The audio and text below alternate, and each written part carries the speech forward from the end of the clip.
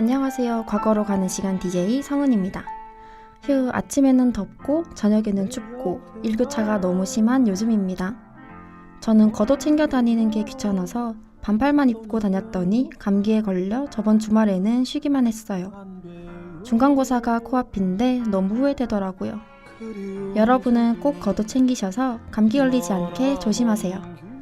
자, 그럼 오늘도 힘차게 시작해봐야죠. 오늘 2012년을 추억할 첫 곡은 다이나믹 듀오의 거기서 거기입니다.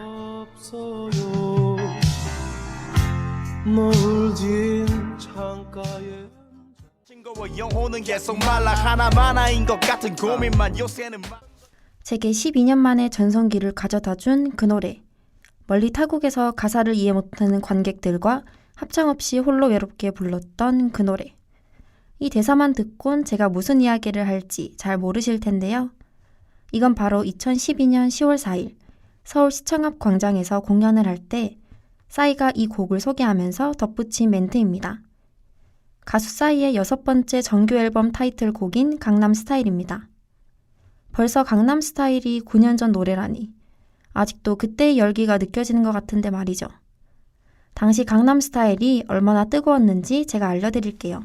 2012년 세계 최고 히트곡으로 당시 미국, 유럽, 아시아 등 세계 전역에서 역대급 인기를 끌며 2010년대 통합 스트리밍 1위를 달성했습니다. 한국어 노래 최초로 빌보드 탑 100 10위 이내 기록을 했고 최고 기록 7주 연속 2위를 유지했었습니다. 특히 유튜브에서는 더욱 인기였는데요. 뮤직비디오 연간 조회수 2년 연속 1위를 달성했을 뿐 아니라 유튜브가 표시할 수 있는 동영상 조회수의 한계치를 넘어버린 최초의 동영상이었습니다. 세계 최초로 1000주천을 달성하기도 했어요. 휴, 여러분, 이렇게 이야기를 듣기만 해도 얼마나 대단했는지 알 것 같죠? 강남스타일이 갖는 가장 큰 의의는 아무래도 한류의 흐름을 완전하게 바꾸었다는 것에 있을 텐데요. 2010년대 들어서 K-팝이 아시아의 매니아 문화를 넘어서 구미권으로 진출할 수 있는 길을 만들어 놓은 곡이라고 할 수 있습니다. 싸이의 강남스타일은 비단 한류 음악을 넘어서 한국 문화 그 자체를 뒤바꾼 음악이라고 할 수 있을 것 같아요. 강남스타일은 유튜브를 통해 전 세계로 퍼졌지만 동시에 이런 유튜브의 권위와 인기를 높이는 데에도 큰 공헌을 했습니다. 빌보드 차트가 2013년 3월부터 유튜브 조회수까지 집계하는 것으로 바뀌는 등 음악 차트에서 유튜브 성적을 반영하게 되었고 K-팝과 유튜브의 시너지를 만들어냈어요. 그러나 2017년 7월 11일 찰리 푸스와 위즈 칼리파의 See You Again이 조회수 1위를 차지하면서 싸이는 1위의 왕좌를 넘겨주게 되었습니다. 이쯤에서 싸이의 강남스타일 안 들어볼 수 없겠죠?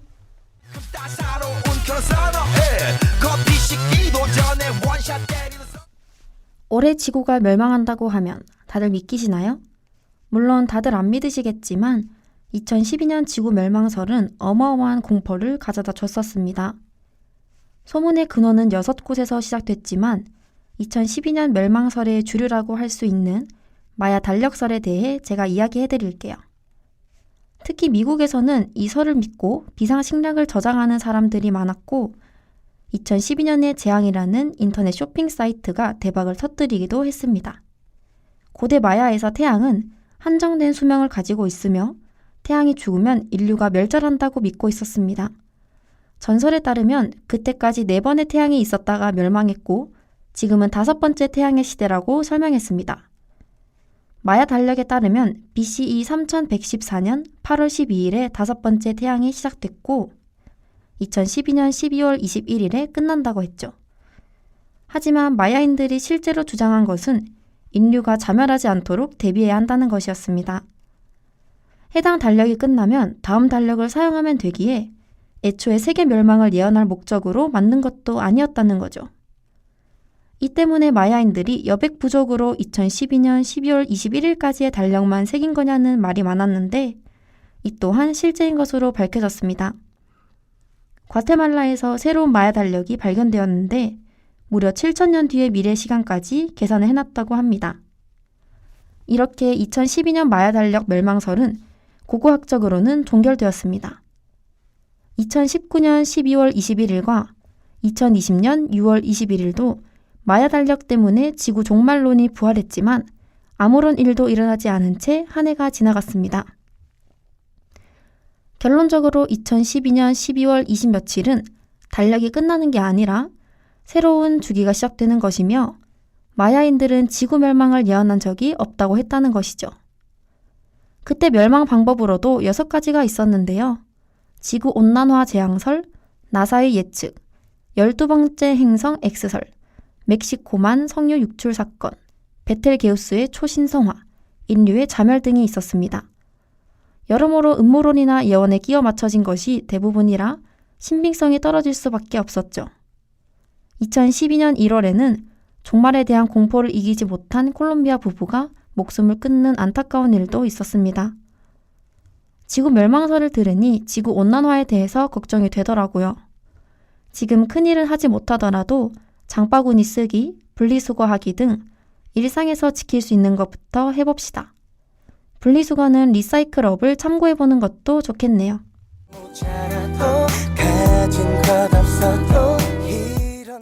서인국 정은지의 All For You 듣고 왔습니다. 오늘 소개할 드라마의 OST로 나왔었는데 벌써 아시는 분이 몇 있는 것 같네요. 그때 두 배우가 사투리를 너무 잘 소화해내서 아직도 기억에 남는 것 같아요. 응답하라 1997은요, TVN에서 16부작으로 구성되어 방영됐습니다. 응답하라 시리즈 중에서는 가장 낮은 시청률인 5.1%를 보였지만 이후 계속되는 시리즈에서는 10.4%를 넘어 18.8%까지 달성하였습니다. H.O.T와 잭스키스로 대변된 90년대를 배경으로 오빠들에게 푹 빠져있던 여고생과 5친구들이 감성 복고 드라마라고 소개할 수 있겠네요. 회상 기법을 사용하여 매화 시작마다 현재의 모습을 반드시 보여주며 과거임을 강조했었죠. 현재에 언급한 것을 과거로 돌아가 보여주는 형식이었고 대충 누가 누구랑 이어질지 보였던 이전 드라마들과는 다르게 끝까지 보지 않으면 누가 남자 주인공이었는지 모르는 형식이었기에 남편 찾기에 다들 진심이었던 것 같아요. 주요 등장인물인 정은지, 서인국, 은지원, 이시연 등은 주 배경이 되는 1997년에 18살을 보낸 1980년생, 빠른 81년생 역을 맡았습니다. 배경이 부산광역시라 부산 토박이 동기들은 보면서 정겨웠을 것 같아요. 주연 배우 상당수가 실제로 부산, 울산 등의 경상남도 출신이라고 해요. 사투리가 자연스러웠던 이유가 이것 때문이었군요. 다음으로 2012년 영화입니다. 박보영, 송중기가 주연으로 출연했던 영화 늑대소년은요, 총 관객수 706만 9,127명으로 최종 합산 결과 한국 멜로 영화 1위가 되었습니다. 1960년대 후반 강원도의 한 산골 마을을 배경으로 실험을 통해 탄생한 늑대소년 철수가 산골소녀 순이를 만나서 벌어지게 되는 이야기를 다루고 있습니다. 처음 순인의 집에 들어온 늑대소년을 보고 순인의 가족이 경찰서와 시설에 신고하지만 다들 책임을 전가합니다. 그리고 결국 순인네에서 함께 살게 되죠. 순이는 이 늑대소년에게 철수라는 이름을 붙여주고 함께 살아갈 수 있도록 많은 것을 가르쳐줍니다. 하지만 이 둘이 점점 가까워지자 질투하는 부잣집 도련님이 나타나게 되는데요. 자, 더 자세한 내용이 궁금하신 분들은 넷플릭스에서 쉽게 늑대소년을 찾아볼 수 있으니 시간이 되실 때 보는 거 추천해 드릴게요. 여기까지만 이야기할 수 있어서 저도 너무 아쉽습니다. 저는 당시 영화관에서 봤었는데요. 늑대소년 분장을 하고도 송중기의 외모는 숨겨지지 않더라고요. 송중기님, 다 가졌지만 딱 하나, 의성 김씨 가문 막내딸인 저만은 가지지 못했네요. 아, 피디님, 잠시만요.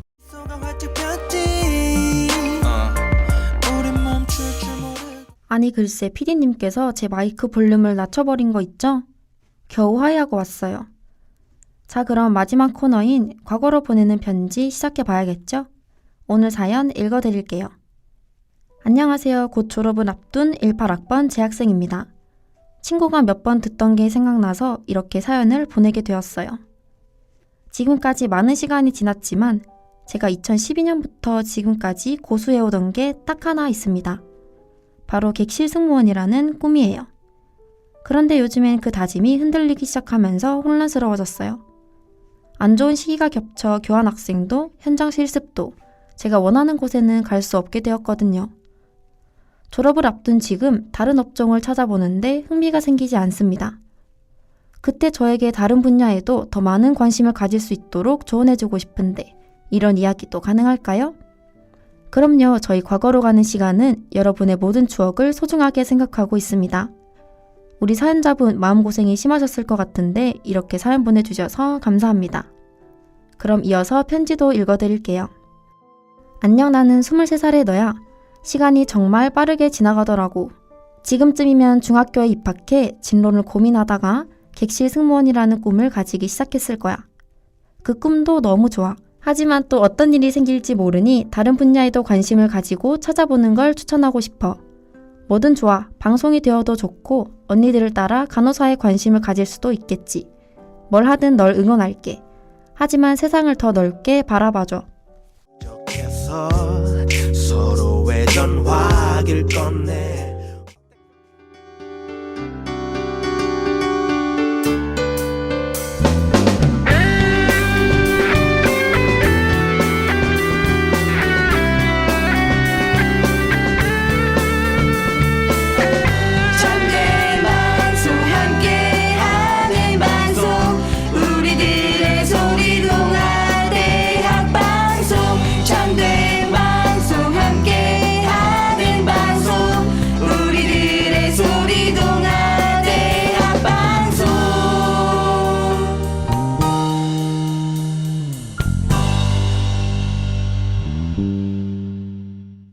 졸업까지 얼마 남지 않은 시점이니 이런 고민을 하게 되는 건 당연한 일입니다.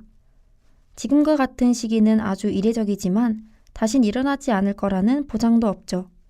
그런데 반대로 생각하면 오히려 한 살이라도 더 젊을 때 다른 진로도 찾아볼 수 있는 게 기회 아닐까요?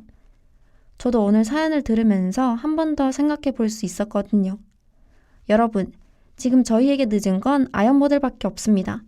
뭐든 할 수 있는 나이니까 주저하지 말고 하고 싶은 게 있다면 얼른 도전해보자고요. 자, 그럼 오늘의 마지막 곡 프라이머리 입장 정리 들으며 마무리하겠습니다. 참 오래 봤지, 우린 좋은 친구야. 매일 같이 붙어 다녔지.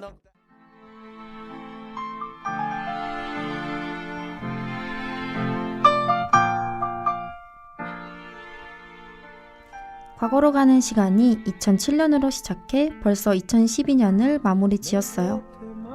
이전까지는 기억이 희미하기도 했는데 이번 화부터는 맞아, 그때 그랬지 하면서 추억이 떠올랐어요. 여러분도 앞으로 생각나는 추억이 더 많아질 거예요. 그때까지 함께 청취해 주실 거죠? 그럼 다음 주에도 재미있고 흥미로운 이야기로 찾아뵙겠습니다. 많은 관심 부탁드려요. 이상 저희 과거로 가는 시간을 다시 듣고 싶으시다면 유튜브와 다운미디어 센터 홈페이지에서 청취하실 수 있습니다. 지금까지 제작과 송출의 이혜진 PD 수고하셨고요. 저는 과거로 가는 시간 DJ 김성은이었습니다. 다음 주에 만나요. 안녕. 찾고 싶은